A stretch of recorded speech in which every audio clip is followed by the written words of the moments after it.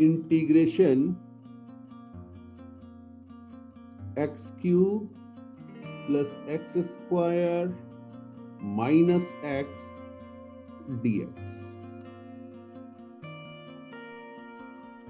हाँ जी, इसको आपको इंटीग्रेट करना है। बहुत सिंपल सा कॉन्सेप्ट है। आपके पास दो नहीं तीन फंक्शन दे दिए मैंने, फॉर्मूला दो फंक्शन का लिखाया था, तो इसको कैसे सॉल्व करेंगे? पहला वाला मैं सॉल्व कर दे रहा हूं आपके लिए। Integration x cube dx plus integration x square dx minus integration x dx। ये समझ में आ गया? तो अब अगर आप देखेंगे, बिल्कुल सही बात है। तो ये आपका आ जाएगा x टू दी पावर 4/4। अभी मैं सारे terms x to the power n वाले ले रहा हूं बेटा, ठीक है? अच्छा, कुछ लोग कह सकते हैं सर यहाँ पे कांस्टेंट आएगा, बहुत अच्छी बात है, लिख दो, प्लस C1 लिख दिया मैंने, ठीक है? ये मेरा C1 कांस्टेंट है, plus x cube by 3 plus दूसरा कांस्टेंट लिख दिया। यहां सेम कांस्टेंट थोड़ी आएगा, कुछ अलग आएगा, ठीक है ना? Okay, minus x square by 2 plus कोई तीसरा कांस्टेंट आएगा। ओके, अब इतने सारे कांस्टेंट जनरली नहीं लिखे जाते, तो आप इसको कैसे लिखते हैं? X to the power 4/4 plus x cube by 3 minus x square by 2 plus एक कांस्टेंट। हाँ जी, ये समझ में आ गया? Integration e to the power x minus 1/x plus sec square x dx। कुछ इस तरह का हमारा गिवन है, ठीक है? अभी मैं आपको सारे स्टैंडर्ड फॉर्मेट्स के दे रहा हूं, बहुत ज्यादा कॉम्प्लिकेटेड नहीं, क्योंकि फर्स्ट डे है, बिल्कुल बेसिक वाले इंटीग्रेशन हम कर रहे हैं जिससे हमें यूज समझ में आए। तो इसको अगर आप देखेंगे तो बहुत आसान हो गया भाई। हमारा फॉर्मूला या हमारा रूल हमें पता है, हम इसे अलग कर लेंगे। e to the power x dx minus 1/x dx plus sec square x dx। इतनी देर में तो आंसर आ जाते हैं आप लोगों के, ठीक है, ठीक है। तो ये मेरा आ गया बेटा e to the power x minus ln x plus tan x plus c। तो अगर आपको वो याद है कि किसको डिफरेंशिएट करके क्या आया था, तो अभी वो डायरेक्ट वाले करा रहा हूं, ठीक है? बहुत बड़ा चैप्टर मैंने पहले ही आपसे कहा, मैथ्स में बहुत सारी डिटेल में आप चीजें पढ़ेंगे, बट फिजिक्स में इससे ज्यादा बहुत ज्यादा यूज नहीं आएगा, ठीक है? एक दो जगह और आता है, बट वो आप धीरे धीरे उसके यूज टू होते चले। क्लियर? अभी इतना अगर आपने समझ लिया तो आपका काम काफी कुछ हो जाएगा। अब बेटा बात क्या होती है कि जरा सी इसका फिजिकल मीनिंग समझते हैं। फिजिकल इंटरप्रिटेशन,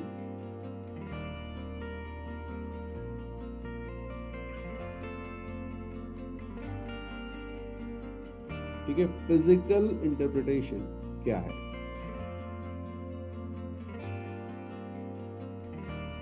बेटा वो sec स्क्वायर x है, वो sec 2x नहीं है, स्क्वायर है, और sec स्क्वायर x जो है वो tan x का था, अगर आपको लास्ट क्लास की ध्यान हो तो, ठीक है? Okay, physical interpretation. तो मान लीजिए मेरे पास एक ग्राफ है, अभी मैं आपको इस तरह से एक ग्राफ दिखा देता हूं। मान लीजिए ये मेरा कोई ग्राफ जा रहा था, ये जा रहा है, ठीक है? ओके, अब देखिएगा, ये है y, is a function of x. Just a moment. यहां x है और ये जो है मेरा, ये है फंक्शन ऑफ x. क्लियर? तो आपको पता है ये x square x cube type कुछ हो सकता है. अब जरा देखिएगा, मैं इनको पहले गायब कर रहा हूं.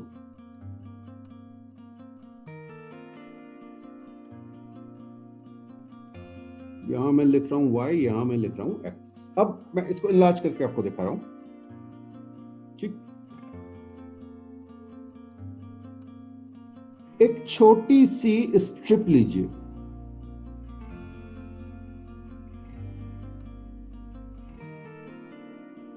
और ये आपकी क्या है? dx. dx क्या थी?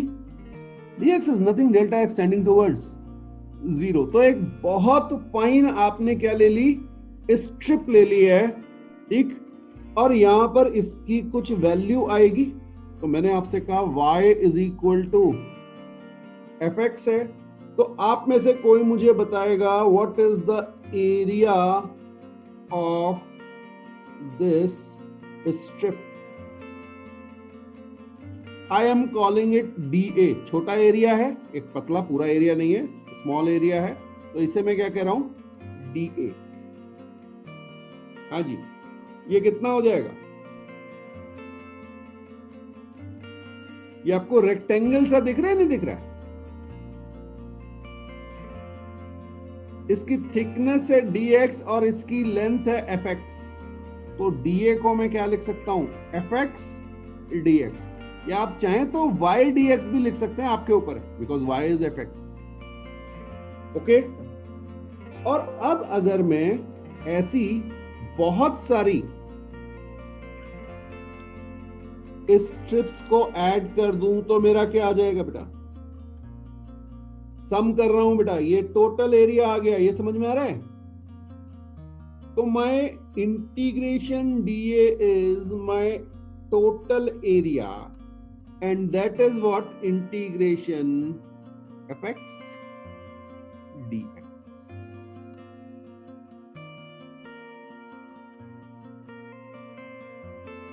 Integration y dx gives the area under xy curve that lies between the curve and x axis. Important point है, नोट कर लीजिए, फिर आगे चलिए. और नोट कर ले तो मुझे रिस्पॉन्ड भी कर दीजिए. नोट कर लिया है तो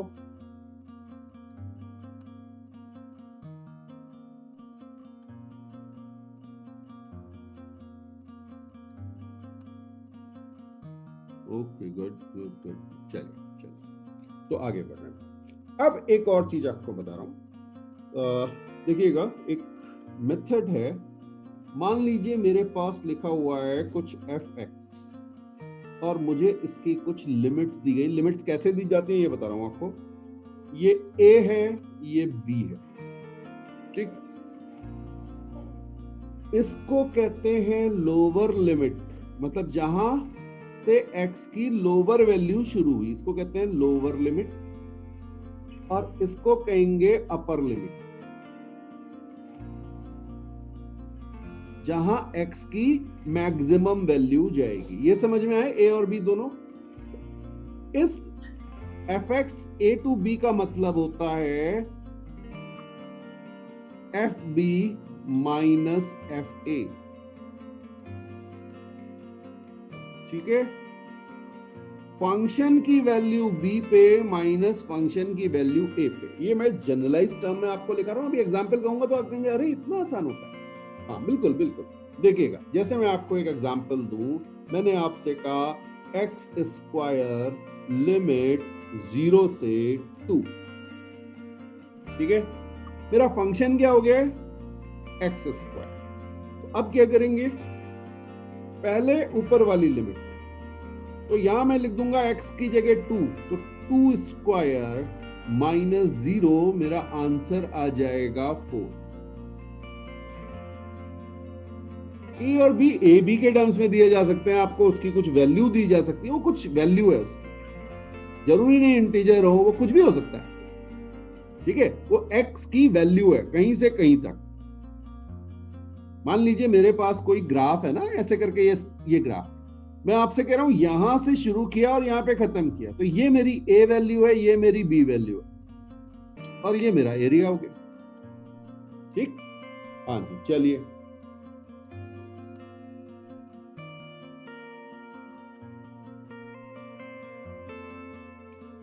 नहीं, अब हमेशा मैं नहीं बोलूंगा, बाद में तो आपको जो है क्वेश्चन देख के समझ में आएगा कि अच्छा कहां से कहां तक ले जाना है, वो अभी करेंगे बात, अभी बेसिक तो समझो, पहले बेसिक समझो। अब मैं आपसे कह रहा हूं कि मान लीजिए मेरे पास दूसरा फंक्शन है एक्स क्यूब, और ये वैल्यू पहला मैंने आपको दिखा दिया, ये मैं आपसे कह रहा हूं 1 से लेके 2 तक, जल्दी से मुझे आंसर बता दो।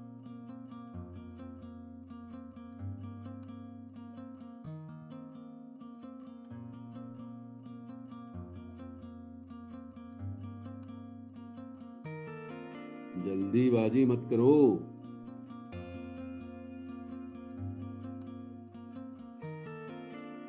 हाँ, 2 क्यूब माइनस 1 क्यूब, ये आंसर आएगा भाई, 7 आएगा। ठीक है, ओके। तो कुछ भी हो सकता है, जरूरी नहीं है सिंगल वैल्यू, आपको ऐसे भी दिया जा सकता है एक्स स्क्वायर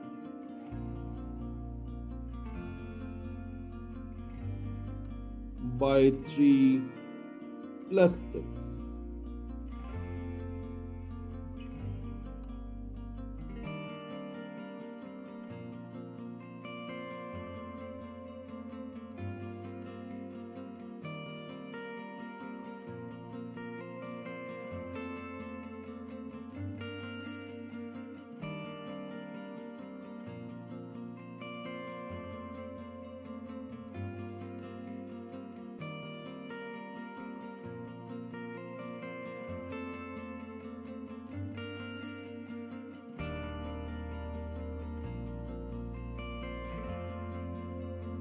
भाई वो 2 लिमिट है, एक्स क्यूब है अंदर, ब्रैकेट के अंदर देख।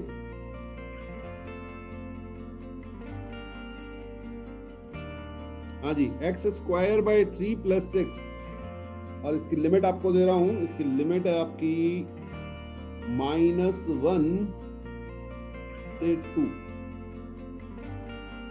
ठीक है, तो जब आप 2 रखेंगे तो ये क्या है, ये 2 है, हाँ, ये एक्स स्क्वायर है बेटा, तो ये मेरा हो जाएगा 2 square by 3 plus 6 minus -1 square by 3 plus 6। ये समझ में आ रहा है बेटा? ओके, तो ये आपका आ जाएगा 4 by 3 plus 6 minus 1 by 3 plus 6, और ये 6 और 6 आपका कैंसिल हो जाएगा। 4 बाय 3 माइनस 1 बाय 3 या 3 बाय 3, और 3 बाय 3 आपका होगा 1, तो आपका आंसर 1 आ जाएगा। ये समझ में आ गया? ठीक है, अच्छा, अब एक जनरल टर्म लिख रहा हूं, देखना बेटा। अगर मैं आपसे कहता हूं ax स्क्वायर प्लस बी, या बी नहीं, चलिए सी कर देता हूं इसको।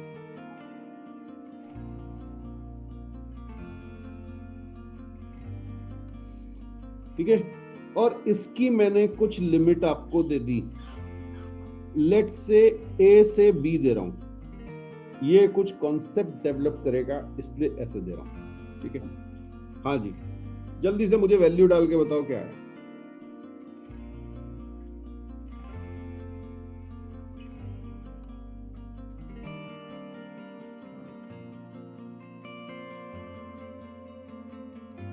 ए b square plus c, upper value के लिए ये आएगा minus a square plus c. ठीक है, अब इंटरेस्टिंग चीज देखना बेटा, ये सी जो है ये कैंसिल हो गया। ओके, सी क्या हो गया? कैंसिल हो गया। तो a b square minus a square आपका आंसर आ गया। क्यों? क्योंकि ये जो कांस्टेंट टर्म था, ऊपर भी क्वेश्चन में हमने ये किया था बेटा, ये जो मेरा कांस्टेंट टर्म था, ये एक मिनट बेटा, एक मिनट।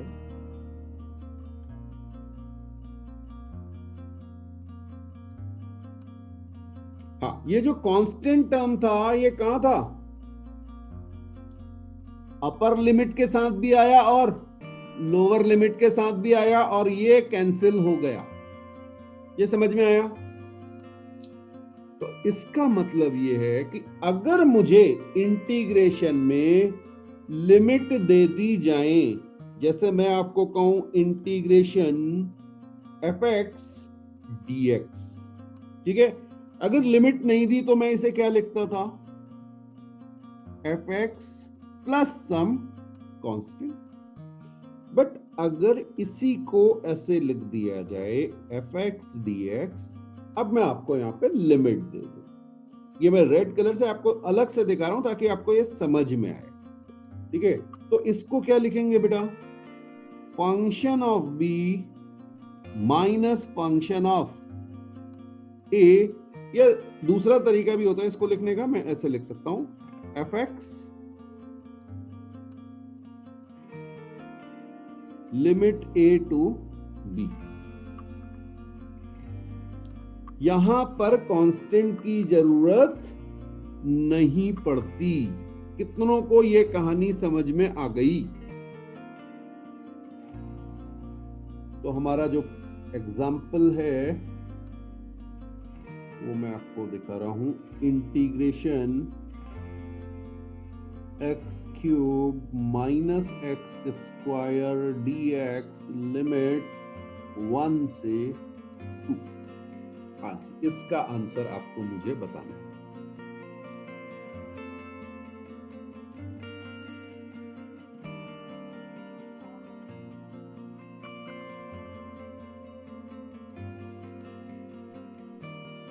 तो अब और आसान हो जाता है, ठीक है ना?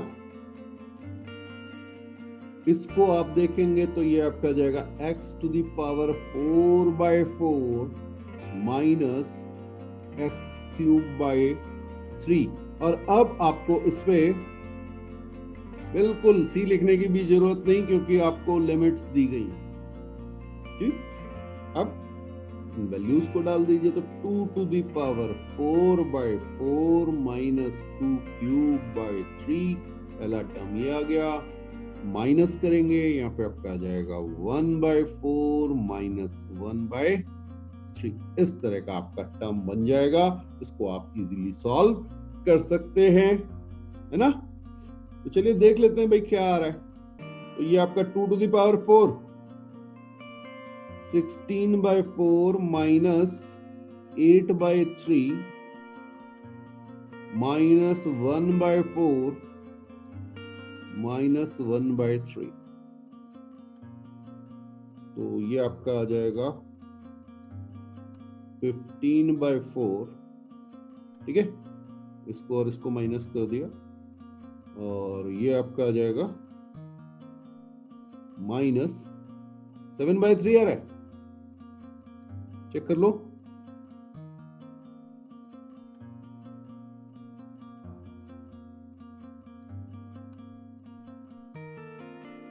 हाँ जी,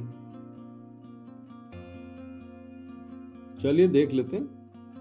ये आपका आ गया 45 माइनस 28/12, दैट इज 17/12। कुछ इस तरह का आंसर आ जाना चाहिए।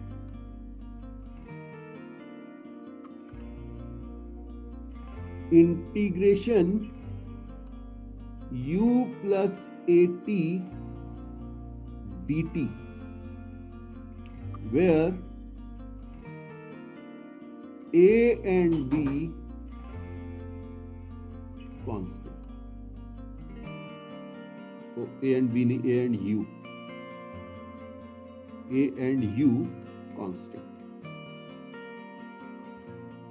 ठीक है, u और a कांस्टेंट है। वेरिएबल कौन है यहां? सबसे पहले वेरिएबल देखा जाता है, तो वेरिएबल यहां पे है t। ये वेरिएबल कहा था ना मैंने आपसे, इसके रिस्पेक्ट में डिफरेंशिएट करो, और मुझे आपको इसकी लिमिट देनी पड़ेगी। तो मैं लिमिट आपको दे रहा हूं, लेट्स से टाइम 0 से यहाँ पे t टाइम लिखते हैं। ओके, तो स्टार्टिंग जो हुई है वो 0 से हुई है, टाइम t तक आप गए। तो अब इसको कैसे सॉल्व करेंगे? बिल्कुल बेसिक है, आपके पास दो फंक्शन का सम है, तो आप इसे u dt plus at dt, ठीक है, यहां आपका 0 से t आ गया, यहां भी 0 से t आ गया। अब जरा समझना कि क्या हुआ। बेटा u आपका कांस्टेंट है, ठीक, कांस्टेंट कहां आ जाएगा? कांस्टेंट बाहर आ जाएगा u, ये आपका आ जाएगा इंटीग्रेशन dt, लिमिट 0 से t आ गया, प्लस a बाहर आ गया, क्योंकि a कांस्टेंट है, a कांस्टेंट है तभी बाहर आएगा, ये ध्यान रखना, ठीक है, और यहां आपका जाएगा 0 से t। अब अगर आप फर्स्ट टर्म को देखेंगे तो ये इंटीग्रेशन dt, अब ये एकदम से समझ में नहीं आता कि भाई ये इंटीग्रेशन dt क्या है, तो समझना इसको, ये है इंटीग्रेशन t की पावर 0 dt। ओके, t की पावर 0 n 0 है, क्या हो जाएगा? ये आपका आ जाएगा t, ठीक, तो ये ध्यान रखना बेटा, मतलब कांस्टेंट आएगा, मैं कांस्टेंट लिख नहीं रहा हूं यहां क्योंकि यहां मुझे लिमिट दी हुई है, तो ये मेरा हो जाएगा ut plus a t square by 2, और लिमिट हो जाएगी 0 से t। अब जब आप 0 रखेंगे तो 0 आ जाना है, तो ये ut plus half a t square, और ये आपको पता है क्या होता था? हाँ जी, ये आपका होता था, सेकंड इक्वेशन आ गई डिस्प्लेसमेंट वाली, ठीक है। कैसे आएगी वो बात काइनेमेटिक्स में करेंगे, बट हाँ इंटीग्रेशन अभी हम सीख रहे हैं।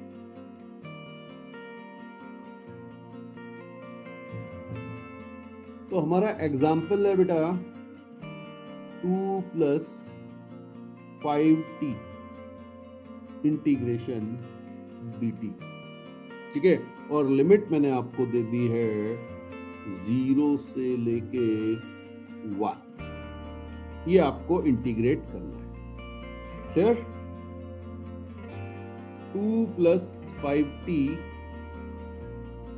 तो इंटीग्रेशन 2 प्लस 5t dt ये हमें दिया हुआ है। अब देखिएगा बेटा, मैं इसे लिख सकता हूं integration 2 dt plus integration 5t dt, limit कहां से? 0 से 1, 0 से 1, ये समझ में आ रहा है?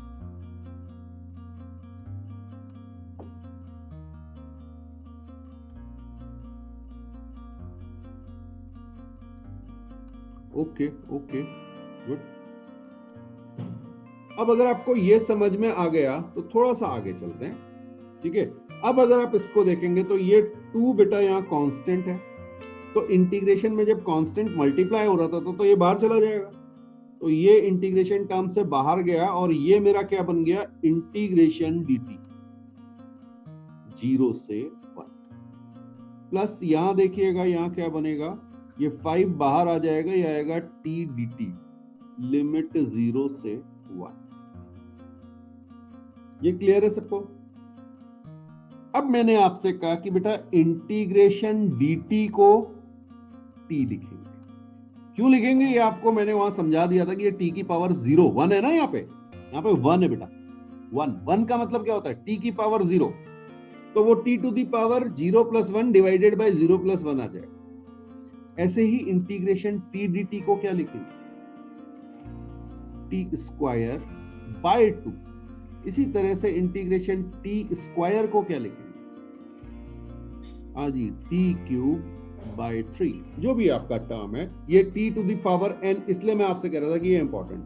तो अब यहां पे आप लिखेंगे तो ये आपका जाएगा 2t plus 5t square by 2। आप चाहो तो आप इसको डिफरेंशिएट करके देख सकते हो। जब आप इसको डिफरेंशिएट करोगे तो 2 प्लस 5t आ जाएगा। अब आपकी लिमिट आपको दी हुई है 0 से लेके 1, तो यहां पे आप वैल्यू डालेंगे तो 2 इंटू 1 प्लस 5 इंटू 1/2, ये पहला टर्म आएगा अपर लिमिट पे, माइनस 0 डालेंगे तो 0 आ जाएगा। ये समझ में आया?